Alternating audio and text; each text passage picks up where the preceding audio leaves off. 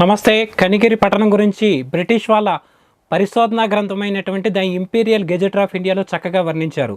ఇప్పుడు ప్రస్తుతం ఆధునిక కాలంలో కనిగిరి అదే మాదిరిగా చుట్టుపక్కల పామూరు ఇటువంటి ప్రాంతాలు ఎర్రచందనం పెంపుదలకు ప్రాశస్త్యమైనటువంటి ప్రాంతంగా చెబుతున్నారు. ఇదే అంశాన్ని 200 ఏళ్ల క్రితమే బ్రిటిష్ వాళ్ళు the imperial gazette of India అనేటువంటి చారిత్రక గ్రంథంలో తెలియచెప్పడం జరిగింది. ఇక్కడ చందనం మొక్కల్ని ఎక్కువగా పెంచుతున్నారు.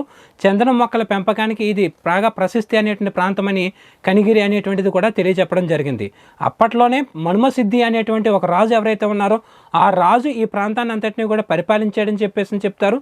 ఆ తర్వాత కాలంలో ఇది చేతులు మారింది. మైసూర్ నవాబు దీన్ని ముట్టడించి దీన్ని అంతటినీ కూడా జయించాడని చెప్తారు. కనిగిరి అనేటువంటి పేరు రావడానికి కారణము ఇక్కడ ఉన్నటువంటి కొండ పేరు కనకగిరి.